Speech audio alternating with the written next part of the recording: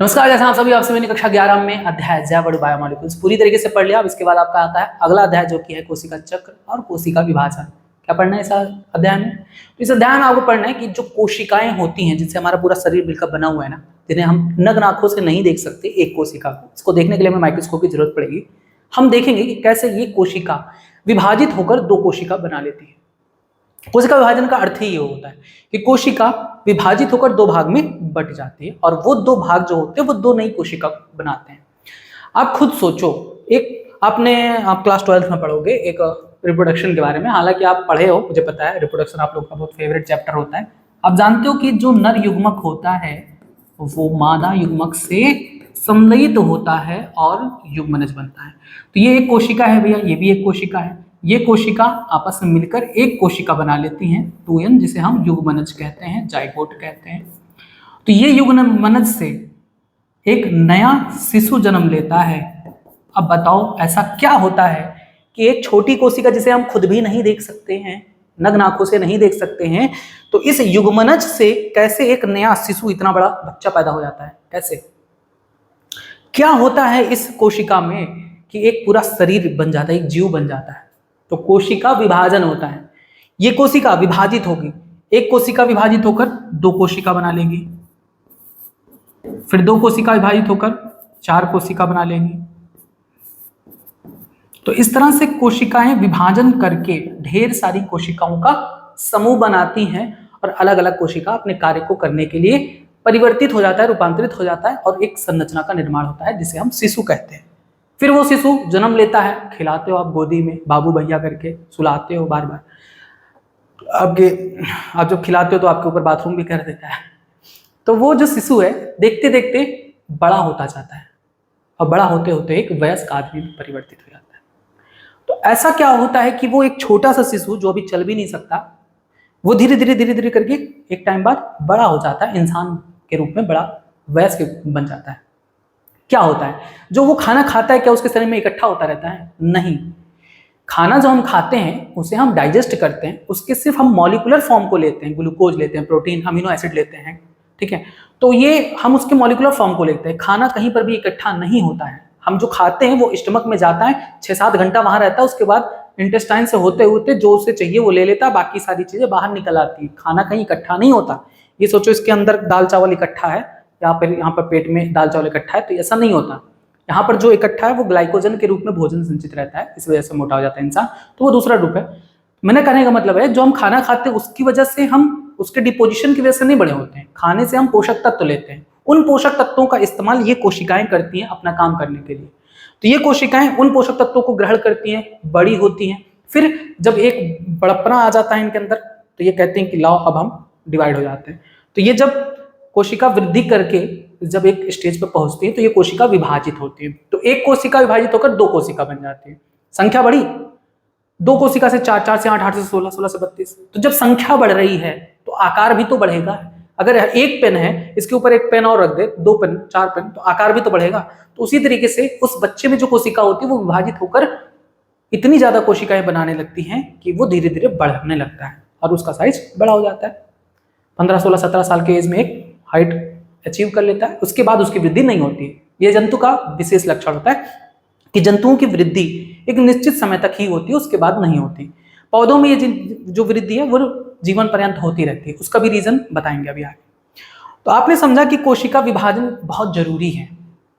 और कोशिका विभाजन क्या होता है? एक कोशिका विभाजित होकर दो कोशिका बना लेती है। तो अब हम पहले ये समझ लेते हैं कि आप कोशिका के बारे में पढ़ चुके हो, तो थोड़ा हम और डिटेल में आते हैं। आप जानते हो कि एक कोशिका के अंदर होता है केंद्रक, है ना, केंद्रक होता है, और केंद्रक के अंदर होता है डीएनए होता है। तो एक कोशिका से जब दो कोशिका बनेगी, मान लो यहां पर डीएनए है और यहां पर क्या कहते हैं, माइटोकॉन्ड्रिया है, गाल्जी काय है, ठीक है, और भी सारे कोशिकांग हैं। तो अब बताओ एक कोशिका से दो कोशिका बननी है तो भैया किसी भी चीज के बनने के लिए आधा आधा डिवाइड होना जरूरी है। तो आधा बराबर डिवाइड होना है, तो अगर इस एक कोशिका से दो कोशिका बननी है तो इन चीजों को भी तो डबल होना पड़ेगा। तो डीएनए डबल होता है, धीरे धीरे कोशिका वृद्धि करती है, वृद्धि करने के बाद डीएनए डबल हो जाता है, आधा डीएनए इसमें चला जाता है, आधा डीएनए इसमें चला जाता है, ठीक है। उसके बाद ये भी डबल होते हैं, आधा माइटोकॉन्ड्रिया इसमें चला जाता है, आधा माइटोकॉन्ड्रिया इसमें चला जाता है। तो कोशिका जब विभाजन होती है तो सबसे पहले इनका डीएनए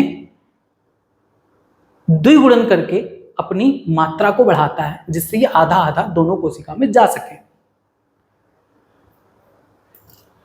तो आपने समझा कि एक डीएनए में सबसे पहले क्या होता है, उसका डीएनए एक कोशिका में उसका डीएनए डुप्लीकेट करता है, फिर 2 डीएनए हो जाता है, तो ये अलग अलग केंद्रक में चले जाते हैं, ये डीएनए अलग केंद्रक में, ये डीएनए अलग केंद्रक में, फिर इनका कोशिका द्रव बीच से विभाजित हो जाता है और इस प्रकार से एक कोशिका से 2 कोशिका का निर्माण होता है। ये शॉर्ट फॉर्म में मैं आपको बता रहा हूं, आया समझ में? एक कोशिका से 2 कोशिका कैसे बनती है? पहले डीएनए डबल होता है, आधा डीएनए एक केंद्रक में चला जाता है, आधा डीएनए दूसरे केंद्रक में चला जाता है, केंद्रक भी डबल हो जाते हैं और फिर कोशिका द्रव का विभाजन होता है और 2 कोशिका बनती है। तो ये कोशिका विभाजन है। तो ऐसा तो है नहीं कि कोई कोशिका बनी तुरंत ऐसे विभाजन कर ली, नहीं, पहले एक छोटी सी कोशिका बनती है, उसमें डीएनए वगैरह होता है, ये कोशिका धीरे धीरे वृद्धि करती है, अपनी चीजों को बढ़ाती है, अमीनो एसिड, न्यूक्लियोटाइड, इन सब की संख्या बढ़ाती है, वृद्धि करती है और फिर जाकर ये कोशिका विभाजन करती है। तो कोशिका वृद्धि और कोशिका विभाजन, अब देखो कोशिका वृद्धि की, फिर कोशिका विभाजित हो गई, 2 कोशिका बनी, अब ये कोशिका, फिर ये कोशिका वृद्धि करेगी, अब ये कोशिका वृद्धि करेगी और फिर ये विभाजन करेगी, सेम इसी तरीके से ये भी करेगा। तो ये चक्र चलता रहता है, कोशिका वृद्धि होती है, कोशिका विभाजित हो जाती है, फिर कोशिका वृद्धि होती है, नई बनी कोशिका में वृद्धि होती है, कोशिका विभाजित होती है, फिर नई बनी कोशिका में वृद्धि होती है, कोशिका विभाजित होती है। तो कोशिका वृद्धि कोशिका विभाजन चलता रहता है, इसे कहते हैं कोशिका चक्र। यही है आपका अध्याय। अध्याय कौन सा है? अध्याय है 10, कोशिका चक्र व कोशिका विभाजन। कोशिका चक्र व कोशिका विभाजन, cell cycle and cell division, cell cycle and cell division. तो भैया इतनी बात समझ में आई कि नहीं, पहले ये बताओ। सेल डिवीजन समझ गए? तो सेल डिवीजन से पहले कोशिका वृद्धि भी तो करती है, तो कोशिका वृद्धि करती है, फिर डिवाइड करती है, फिर उससे बनी नई कोशिका वृद्धि करेगी, फिर वो डिवाइड करेगी, फिर उससे बनी कोशिका वृद्धि करेगी, फिर वो डिवाइड करेगी। तो ये चक्र चलता रहता है, इसी चक्र को कहते हैं कोशिका चक्र। समझ में आया? तो अब कोशिका चक्र, कोशिका चक्र जो है उसे हम समझने के लिए अलग अलग वर्गों में विभाजित करते हैं। तो 2 मुख्य प्रावस्थाएं होती हैं, कोशिका चक्र की 2 मुख्य प्रावस्था होती है। कौन कौन सी? पहला होता है अंतरावस्था यानी इंटरफेज, और दूसरा होता है एम्प्रावस्था, जिसे माइटोसिस फेज या सूत्री विभाजन कहते हैं। आया समझ में? तो अब देखो होता क्या है एक्चुअल में, देखना। अंतरावस्था जो होती है उसमें कोशिका वृद्धि कर रही होती है, उसका डीएनए डबल हो जाता है और फिर जब वो वृद्धि कर चुकी होती है, अपनी वृद्धि की मैक्सिमम अवस्था में होती है, तब उसके बाद सूत्री विभाजन होता है। सूत्री विभाजन मतलब उसका केंद्रक विभाजित होगा, फिर केंद्रक के विभाजन होने के बाद कोशिका द्रव्य का विभाजन होगा और एक कोशिका 2 कोशिका में परिवर्तित हो जाती है माइटोसिस फेज में, एम्प्रावस्था में। इस प्रकार से एक कोशिका चक्र कंप्लीट होता है। क्लियर है बातें? अगर हम समय अवधि को देखें तो अगर मान लो मानव की कोशिका है, तो मानव कोशिका प्रत्येक 24 घंटे में विभाजित होती है। प्रत्येक 24 घंटे में विभाजित होती है, लेकिन याद रखना सबसे ज्यादा जो टाइम लगता है वो अंतरावस्था में, क्योंकि भैया ऐसा नहीं कि जैसे कोशिका बना तुरंत वो विभाजन कर लेगा, नहीं, कोशिका विभाजन के बाद जो नई कोशिकाएं बनती हैं फिर वो धीरे धीरे वृद्धि करती हैं, बहुत समय लेती हैं। 95% जो समय लगता है, 95% समय वो अंतरावस्था में लगता है। कोशिका चक्र अगर मान लो 24 घंटे का है तो 24 घंटे में 23 घंटा किसमें लगेगा? अंतरावस्था में। 23 घंटा अंतरावस्था में रहती है, मात्र 1 घंटे में ही वो एम सूत्री अवस्था विभाजन करके 2 कोशिका में बदल जाती है। तो अब हम इतनी बातें पहले अब समझ लो कि अवस्थाएं क्या होती हैं, कोशिका चक्र क्या होता है, कोशिका विभाजन क्या होता है। कोशिका वृद्धि करती है फिर वो विभाजित होती है, इसी को कहते हैं कोशिका चक्र। ठीक, तो कोशिका चक्र की 2 मुख्य अवस्था होती है, याद करते चलिए। कोशिका चक्र की कितनी अवस्था होती है? 2 मुख्य अवस्था होती है, अंतरावस्था और एम्प्रावस्था। आपने जाना अंतरावस्था ज्यादा समय लेता है, एम्प्रावस्था बहुत कम समय, 5% की लगभग कुल समय अवधि का 5% में ये कंप्लीट हो जाता है। 95% समय अंतरावस्था ही लेता है। अब दूसरी बात यह कि अंतरावस्था में कोशिका वृद्धि कर रही होती है और फिर एम्प्रावस्था में विभाजित होकर 2 कोशिका में परिवर्तित हो जाती है। अब हम देखेंगे कि अंतरावस्था को कितने भाग में बांटा गया है। तो अंतरावस्था को 3 भागों में बांटा गया है। अभी इस भाग में हम पार्ट 1 में हम सिर्फ अंतरावस्था को पढ़ेंगे, नेक्स्ट पार्ट में हम एम्प्रावस्था को पढ़ेंगे। अंतरावस्था को 3 भागों में बांटा गया है, याद करिए। अंतरावस्था को कितने भागों में बांटा गया? 3, G1 S G2। G1 S G2, G1 का मतलब होता है गैप 1 या इसे फेज 1 भी कहते हैं। S का मतलब होता है सिंथेसिस फेज, संश्लेषण अवस्था। G2 का मतलब होता है गैप 2 फेज। होता क्या है, ध्यान से समझना। मैंने क्या बताया, अंतरावस्था में क्या होती है? कोशिका वृद्धि कर रही होती है। तो G1 फेज में भी कोशिका वृद्धि कर रही होती है, कोशिका मेटाबॉलिकली एक्टिव होती है, उपापचयी रूप से सक्रिय होती है, सारा काम उसमें होता रहता है। लेकिन G1 फेज में उसका डीएनए विभाजित नहीं होता, डीएनए द्विगुणित नहीं होता। जैसे कि आपको बताए हैं कि कोशिका विभाजन में पहले डीएनए द्विगुणित होता है, तब जाकर आगे प्रोसेस होता है। तो G1 फेज में तो केवल कोशिका वृद्धि कर रही होती है, कोशिका मेटाबॉलिकली एक्टिव होती है, उपापचयी रूप से सक्रिय होती है, लेकिन यहां पर डीएनए विभाजित नहीं होता, डीएनए द्विगुणन नहीं होता। अब इसको याद कर लो कि जीवन में क्या होता है। जीवन में कोशिका वृद्धि कर रही होती है, ठीक है, उपापचयी रूप से सक्रिय होती है, उपापचयी रूप से सक्रिय होती है, लेकिन डीएनए का द्विगुणन नहीं होता। एस प्रावस्था को इंग्लिश में कहते हैं सिंथेसिस फेज। सिंथेसिस का मतलब क्या होता है? सिंथेसिस का मतलब होता है संश्लेषण। संश्लेषण का मतलब क्या होता है? निर्माण। तो किसका निर्माण? डीएनए का निर्माण। तो एस अवस्था में ही डीएनए का निर्माण होता है, डीएनए का निर्माण होता है, वह डीएनए की प्रतिकृति होती है। डीएनए डुप्लीकेट हो जाता है, डीएनए की मात्रा 2 गुनी हो जाती है। अगर डीएनए की मात्रा शुरुआत में 2C से हम रिप्रेजेंट करें तो ये बढ़कर 4C हो जाती है। डीएनए की मात्रा दुगनी होती है, मतलब अगर 1 किलोग्राम था तो 2 किलोग्राम हो जाता है। समझाने के लिए बोल रहे हैं, किलोग्राम होता नहीं है, देख नहीं पाओगे डीएनए को तो तौल कैसे पाओगे। तो डीएनए दुगनी हो जाती है मात्रा, लेकिन आपको पता है कि डीएनए से ही गुणसूत्र बनता है, तो गुणसूत्र की संख्या परिवर्तित नहीं होती है। आप ये सोचो कि डीएनए दुगना हो गया तो गुणसूत्र भी दुगना हो जाता है, नहीं। डीएनए की मात्रा तो डबल हो जाती है, लेकिन गुणसूत्र की संख्या वही होती है। अगर मनुष्य के गुणसूत्र की संख्या 46 है, मनुष्य में गुणसूत्र की संख्या 46 है, तो वह ऐसा प्रावस्था के बाद भी 46 ही होगी, दुगनी नहीं होती है। डीएनए की मात्रा दुगनी होती है, गुणसूत्र की मात्रा दुगनी नहीं होती है। G2 फेज आप जब देखोगे, G2 को कहते हैं गैप 2 फेज। तो G2 फेज में अब देखो डीएनए डबल हो गया, अब ये कोशिका विभाजन के लिए तैयार हो रहा है। तो इस अवस्था में कोशिका विभाजन के लिए तैयार होता है, साथ ही साथ इसमें विभाजन हेतु प्रोटीन का संश्लेषण होता है, प्रोटीन का संश्लेषण होता है। तो जब डीएनए बन गया, डीएनए की मात्रा दुगनी हो गई, प्रोटीन का संश्लेषण हो गया, उसके बाद डीएनए का विभाजन होता है, डीएनए गुणसूत्र में परिवर्तित होता है। फिर गुणसूत्र कोशिका के बीचों बीच व्यवस्थित होते हैं। 46 हैं तो 23 इधर चले आएंगे, 23 इधर चले आएंगे, और फिर केंद्रक का विभाजन होगा, और फिर पूरे कोशिका द्रव का विभाजन होकर एक कोशिका दो कोशिका में विभाजित हो जाती है, जिसे हम एम प्रावस्था कहते हैं। तो हमें अभी आज यहीं तक पढ़ना है, G0 G1 S G2 तक, इतना ही पढ़ना है। तो अभी हम यहाँ पर फिगर भी आपको समझाना है।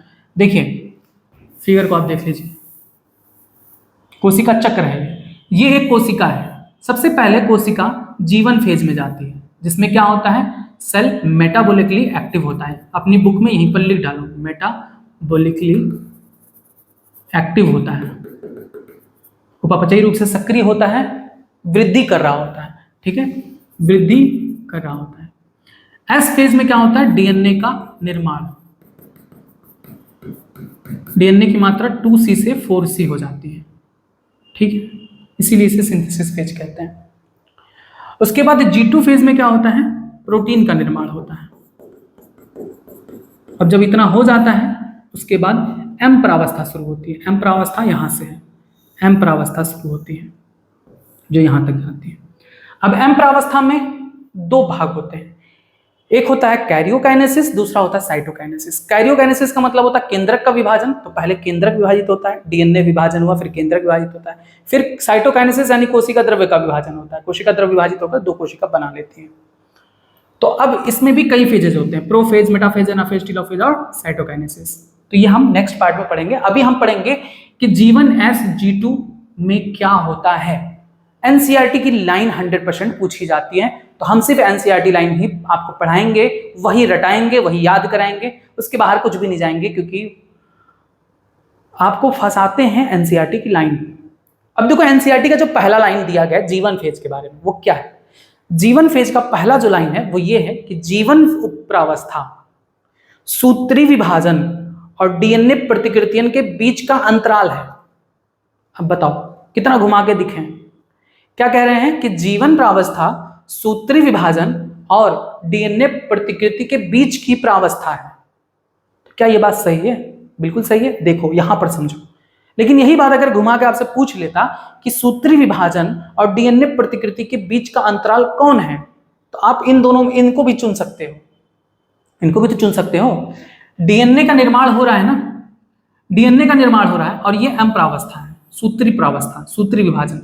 तो आपसे क्वेश्चन क्या पूछा गया कि सूत्री विभाजन और डीएनए के निर्माण के बीच का अंतराल किसे कहेंगे, तो आप लगा दोगे G2, इसके बीच यही तो आ रहा है, डीएनए का निर्माण और एम प्रावस्था, इनके बीच में कौन आ रहा है, ये। लेकिन आप उल्टा जा रहे हो, उल्टा नहीं जाया जाता, हम आगे की तरफ जाएंगे। देखो एक कोशिका G1 S G2 से M में पहुंची, फिर इससे जो नई कोशिका बनी, अब ये फिर G1 S G2 में जाएगा। तो हम डीएनए का निर्माण और सूत्री विभाजन के बीच का अंतराल इधर देखेंगे, तो एम प्रावस्था और एस प्रावस्था के बीच कौन आता है, G1। तो पहली लाइन ही यही लिखे हैं कि G1 प्रावस्था सूत्री विभाजन और डीएनए निर्माण के बीच का अंतराल है, तो सही लाइन है ये। लेकिन यही अगर आपसे क्वेश्चन पूछ लें तो आप कंफ्यूज हो जाओगे, तो इसलिए हम एनसीईआरटी की लाइन 100% वही लिखेंगे, वही याद कराएंगे, क्योंकि वही क्वेश्चंस आपको पूछे जाएंगे। अब यहां पर आप देख रहे हो कि ये G0 फेज क्या है। आपने इतना तो पढ़ लिया कि कोशिका चक्र की दो प्रावस्थाएं होती हैं, अंतरावस्था और एम प्रावस्था। G0 कहां आ गया? आपने पढ़ा कि अंतरावस्था में G1 S G2 होता है, फिर एम प्रावस्था होता है, G0 क्या होता है? तो वयस्क प्राणियों जैसे हम मनुष्य में ही देखा जाए तो कुछ कोशिकाएं ऐसी होती हैं जो विभाजित नहीं होती हैं, विभाजित नहीं होती हैं। जैसे हमारे हृदय की कोशिका विभाजित नहीं होती कभी भी वयस्क होने के बाद। अब हमारी बहुत सी ऐसी कोशिकाएं हैं जो कभी कदार विभाजित होती हैं, जैसे स्किन सेल है, अब ये विभाजित नहीं होंगे, जितना बढ़ना था हम बढ़ चुके हैं। अगर अब यहाँ पर ये कट जाए तो कटने के दौरान वहां की कोशिका क्षतिग्रस्त हो जाती है, तो क्षतिग्रस्त कोशिकाओं को हटाकर नई कोशिका बनाने के लिए यहाँ पर विभाजन होता है कभी कदार। क्या बताएं कि जब वहां की कोशिकाएं क्षतिग्रस्त हो जाती हैं तब विभाजन होता है।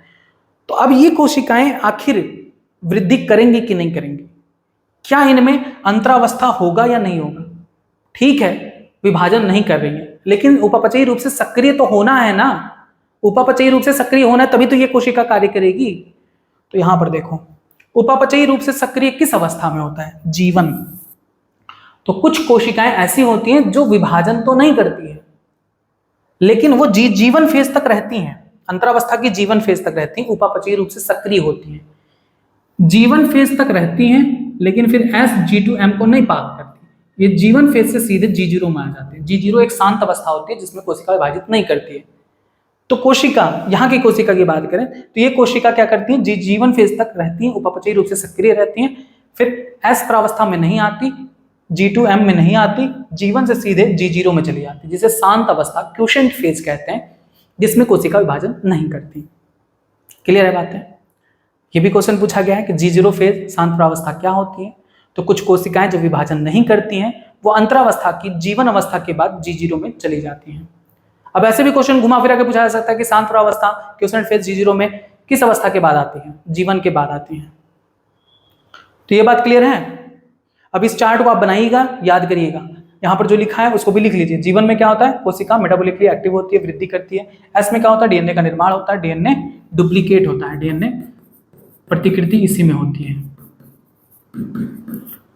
प्रोटीन का निर्माण G2 फेज में होता है। बाकी इनके बारे में डिटेल है तो आगे बताएंगे। अब यहाँ पर हम एक डेमो आपको देते हैं, वीडियो जो कि मुझे एक सोर्स से मिला है। अब मैं आपको इसको दिखाता हूँ, इसको देखना होता क्या है एक्चुअल में, जब कोशिका विभाजन होने वाली होती है तो होता क्या है। अब देखो, कोशिका में जो डीएनए होता है वो गुणसूत्र के रूप में होता है। गुणसूत्र एकदम बीचों बीच व्यवस्थित हो जाते हैं।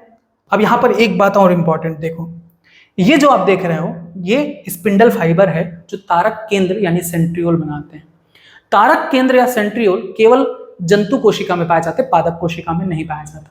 अब पिछले ही साल ये क्वेश्चन पूछा गया है कि जो तारक केंद्र होता है वो कब डुप्लीकेट होता है, कोशिका चक्र की किस अवस्था में डुप्लीकेट होता है। तो आपने पढ़ा है एस प्रावस्था, एस प्रावस्था में डीएनए डुप्लीकेट करता है, डीएनए की मात्रा डबल हो जाती है। तो उसी दौरान जंतु कोशिका में अगर देखा जाए तो जंतु कोशिका में जिस दौरान एस अवस्था में डीएनए डुप्लीकेट होता है उसी अवस्था में उनका तारक केंद्र भी डबल हो जाता है। एक तारक केंद्र था तो दो हो जाता है और दोनों अलग अलग पोल्स पर चले जाते हैं। और ये जो तारक केंद्र है वो स्पिंडल फाइबर का निर्माण करते हैं जो गुणसूत्र के काइनेटोकोर से बीचों बीच जुड़ जाती है। आधा गुणसूत्र इधर खींच लेती है, आधा इधर खींच लेती है।